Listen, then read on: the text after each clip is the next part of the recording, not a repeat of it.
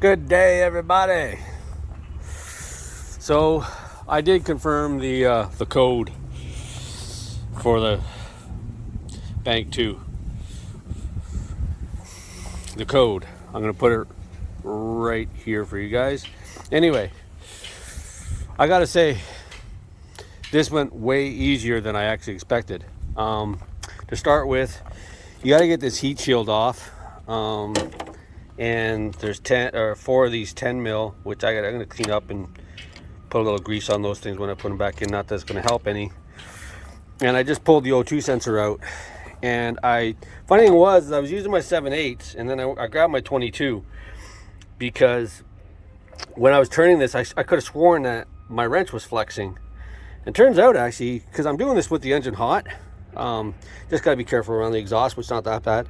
But this thing actually turned out way easier than I actually expected. So bank 2 sensor 1 is right there, and that's this bad boy right here. And I got the code popped up again after almost 1,000 kilometers after I cleared it. So I was just waiting for it to pop again to confirm, and sure enough, this O2 sensor says it's bad. So what you could do is just cut this off and put a 7/8 socket on this and hammer down or hammer it off.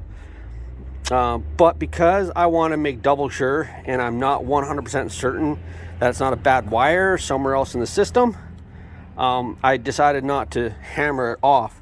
I didn't want to cut these wires because I'm going to be keeping this one here just in the interim. So like I did say in the last video where I did show you guys as well, if you get that code and it says it's the catalyst converter, and the catalyst whatever, right? The catalytic converter, don't jump the gun and go out and buy it. I got to tell you too, just real quick too, in 2013 they changed these things. 2012, 2011 in the Ford Taurus Police Interceptors, the catalytic converter is actually separate. It's a separate unit. In 2013 up, it's the cheapest I can get it. The absolute dead cheapest I can get it in Canadian funds anyway is $1,200, because the cat is actually part of the exhaust manifold. It's all one unit. They're not separate. So if you got a bad cat, you got to replace the cat and the entire manifold. So it's hell of expensive. You can't go aftermarket, because good luck with that. But anyway, so this is the part number right here. So that's the part I'm gonna be putting in right now. It's actually a genuine Motorcraft. That's what I'm keeping this car as original as I can. It does have anti-seize on it, so I'm just gonna go ahead and turn this one back in and put everything back together again and call this done. Yeah, I'd show you guys me doing this job and stuff, but I don't have a tripod and stuff to show you. That's why I don't really show you guys what I'm doing. This thing here wasn't that tight, so I'm wondering if it's just the heat. So I'm gonna put this thing in here as tight as I can and button it all up, and yeah, we'll see where she's at there in a moment. Alrighty, I just put that thing in there hand tight. Now what I'm gonna do, and the thing is, I'm making this a little bit harder, a little bit easier, because I do have my long reach, and that's pretty much all I got for wrenches are these long reach. So I'm gonna go ahead, actually, I'm gonna grab the 7/8, I'm gonna squeeze it down through here. I'll show you in a second, and try to tighten that up. And the trick here really is to get it down here first before you even put it on there. And now I'm gonna go ahead and try to put it on there. So now that I've got it on there, you guys can see, yeah, dropped my phone and closed it. So this is where it's going to get interesting here, because now I got to try and get this wrench on in this position to try and get it to turn in a little bit more. And the water line there is in the way. There you go. There we go. Got a little more meat on it. Turn that a little bit more. Turn this around. A little meat on there. You know, the air box and all that kind of went away. That bracket there for the oh, come on, get past the air box here. Come on, the air box on the back end here. The boxed end. Come on, get it off. All right. Get it off the box. All right, now let's see if we can get it. Get that line out of the way. Sorry.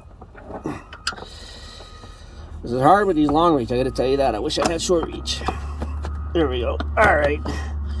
There we go. Got a little more bite on that.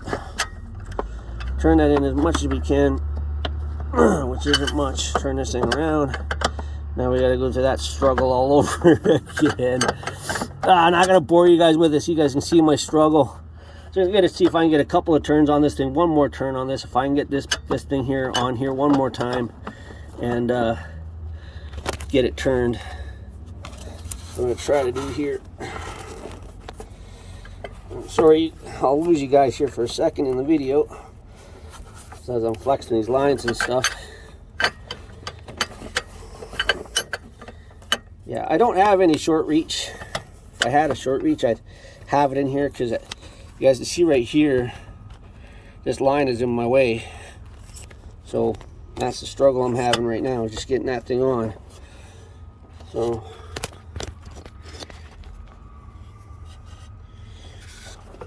bad view, I know. Just trying to get the thing out of the way here so I can try to get this thing on. Right there. There she's on. I got it. Ugh. There we go. Yeah. She's on it, sort of. Enough for me to give it a crank. There we go. That's her. Oh boy. Oh, yeah. Now before I take this thing, I've got to get my heat shield. Get that thing through there and go ahead and pass it through. Like so. Get those wrenches out of my way, don't need them anymore. Come on. What are you doing? There we go. Alright. Turn this thing around. Like so. And she's cooled off enough now. She's still warm to the touch, but she's not a stinging burn. Alright, so I'm just going to go ahead and line these up right here and turn these little suckers in. These little 10s. Plug this thing back in, and then I'll see you guys in a minute in the car. And I'm putting the little 10s back on here. Just finishing up on the under the hood anyway.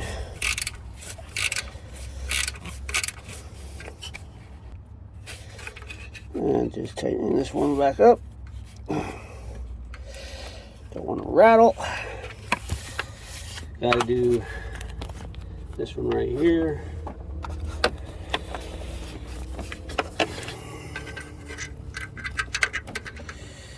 Well, that little guy.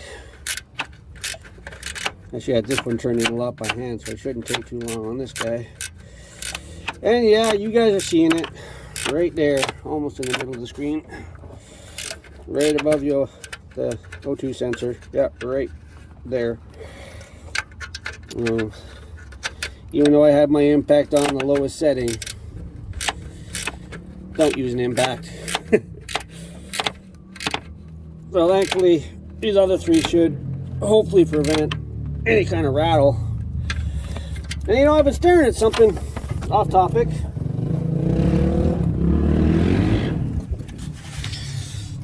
Right here, I see this little plug right there.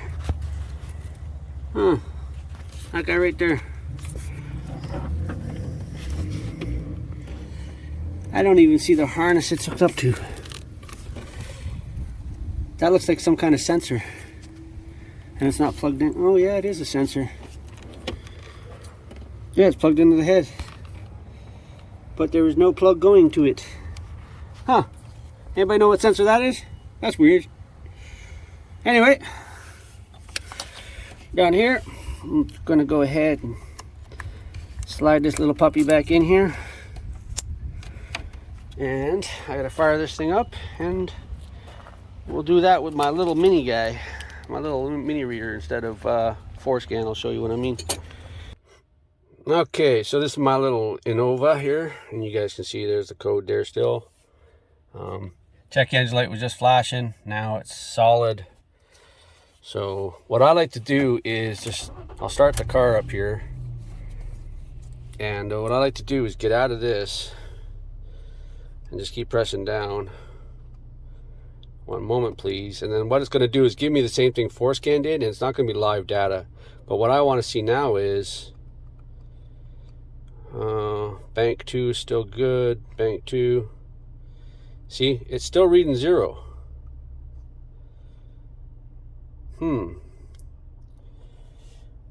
Yeah, it's still reading 0. So what I'm going to do is I'm going to try to, well, I can't do that. I try to erase it. Erase successful. Shut this off. Start the car back on. Check engine light off. Okay, so what I'm going to need to do now is do a live diagnostics. But anyway, so that's why I said at the beginning of this, I did not want to destroy that O2 sensor. Yeah, there's me. Nice reflection off all this stuff, eh?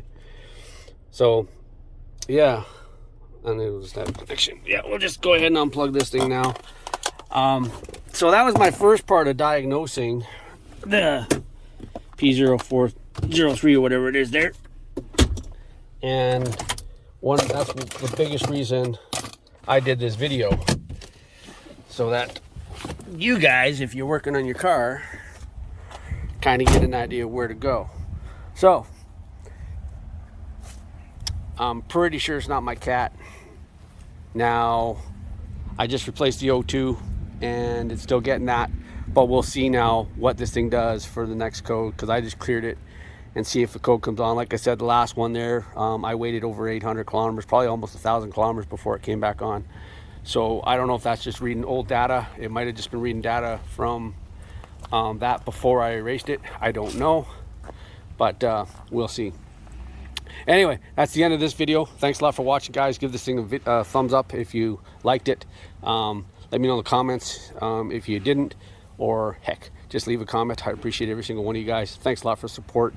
Subscribe to my channel, like it, of course. YouTube's new algorithm, whatever. The more likes I get, the better chance more people get to see this. And subscriber count doesn't really matter as much as it used to. Still does though, but I just want to thank you guys for taking the time to watch this, and I'm hoping it helped you, and I'll keep you informed in the future if anything else changes. All right, till next time, you guys know what to do. Peace. Love ya.